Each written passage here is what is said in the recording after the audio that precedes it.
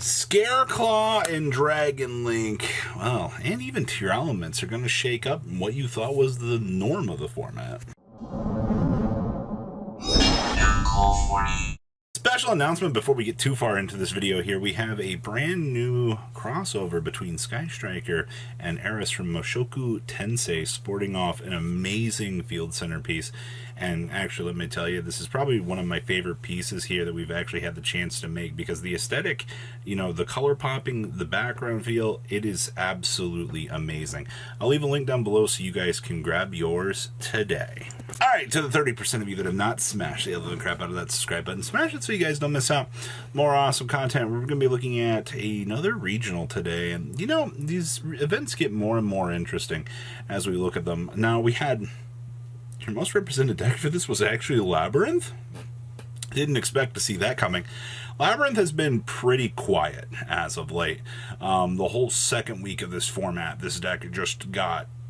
it was literally just cry town for Labyrinth.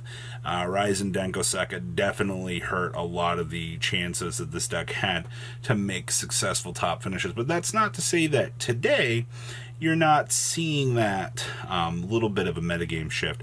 Now, we also had one Sword Soul deck in Top Cut. Sword Soul has been gaining a lot of cool popularity as well, which has been very, very nice. I'm actually very happy to see that we're having levels of success out here with this.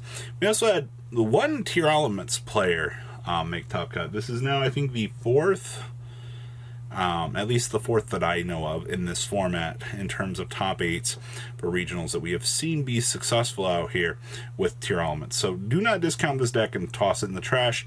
It's still doing something, all right? It's still good enough to top these events. Not as consistently as like Mathmech, for example, but it is doing it. Speaking of Mathmech, we had one Mathmech actually win this regional, which is kind of nice. We also had one Dragon Link duelist step up to the plate here as well. Okay. We also had one Despia player, and we also had a Scareclaw duelist as well. And I'm very happy to see that Scareclaw is still functioning out here doing something. But where's Kashtira? There's no Kashtira in this Top Cut. This is probably one of the first events that I've seen that Kashtira dollar bills the deck has not been present, and that's actually kind of very interesting. Let's pass on over to top deck list. Winning our event here is actually Mathmech. Ah boy, so yes, we are on the one equation, the one super factorial, which has been pretty normal. No induction anywhere to be seen.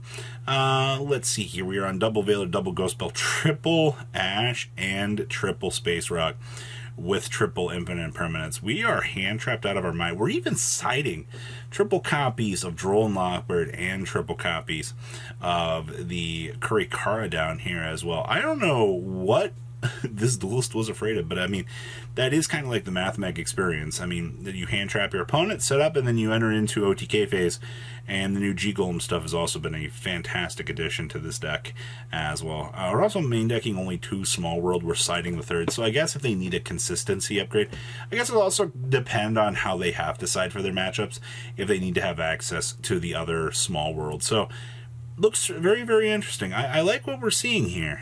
It definitely gives some other interesting vibes. Second place here was our first Labyrinth list. Okay, so this one actually extends out. We're playing the Cuckoo Clock, the Chandelier, and the Angry Stove.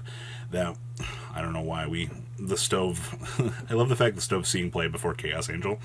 We also have triple Skill Drain in here, which is a very big norm. We're also playing triple Lord of the Heavenly Sky Prison in here as well.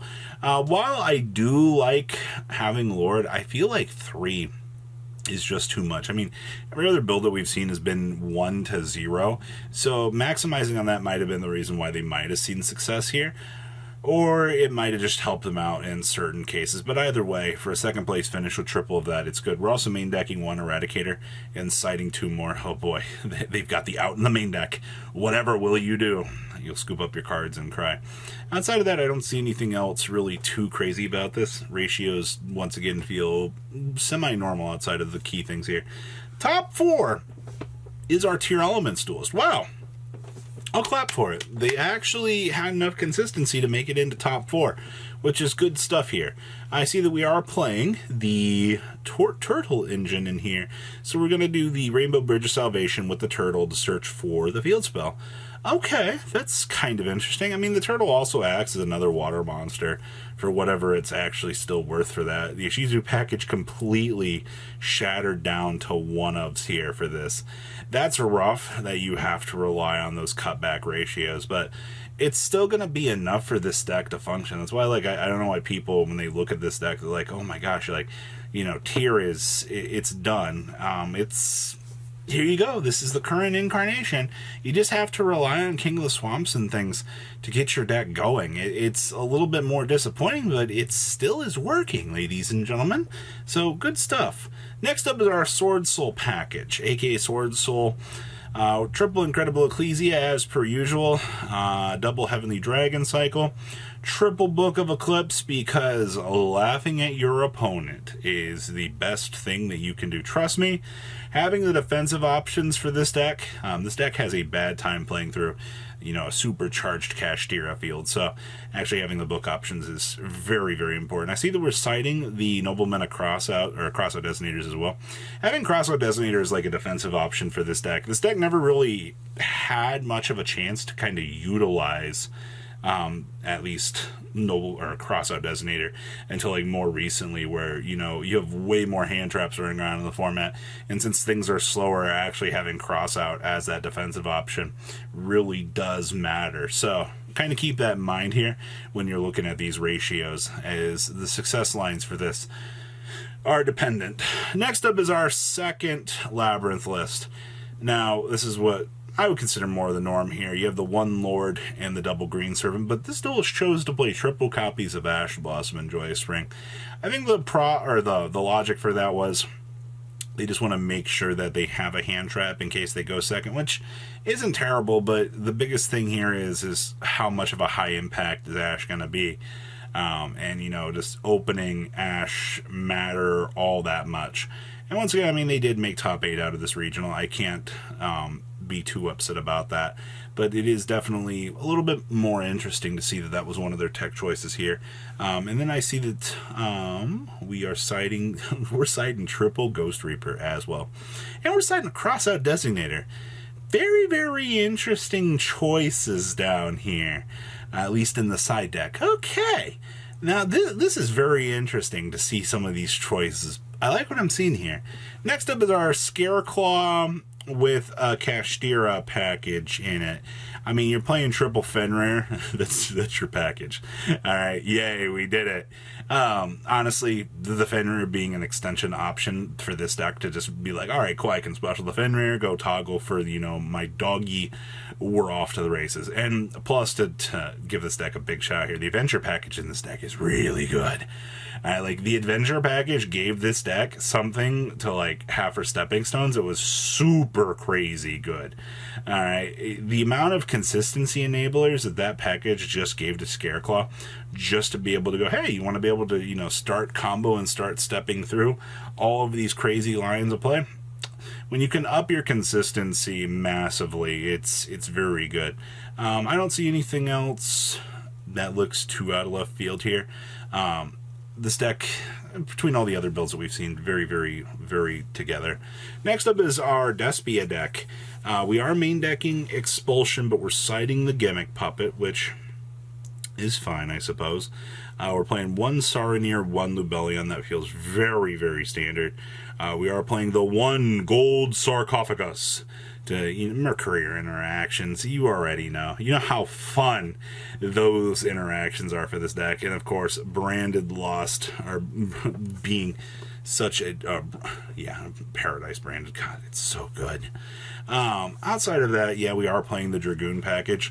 We are also citing the Crossout Designators as well. Do keep in mind that Crossout Designator gives this deck defensive options. I know a lot of people look around and go, you know, do you really need those things? They help in certain matchups. Remember, the more and more diverse the format has gotten, you know, it rounds out your mirror match and gives you the ability to stop certain hand traps depending on, you know, what you yourself are playing. All right, and then our last list here is Dragon Link. Wow, Dragon Link squeaked into top 8. Holy Bysteel. I mean, this deck has to play the Bysteel package. Like, it has to rely on Magna Hut to stick on the ground in order to get the deck going. That's what this deck's been reduced to. It's kind of sad, but you need to do it. Chaos Space, the Thrust, it's all normal. All the Bysteel stuff is fine. Rockets, Synchron are 2 of up there, and that's interesting, but it makes sense. Side deck, we're siding evenly. It's a pointer, that all looks fine. Everything feels very, very standard for our breakdown. Alright, well, that is everything that we have here for the New Zealand regional breakdown. What do you guys think? Please comment down below to what you guys think, and I'll see your beautiful faces back here in a day, guys. Peace out. Patrons, thank you.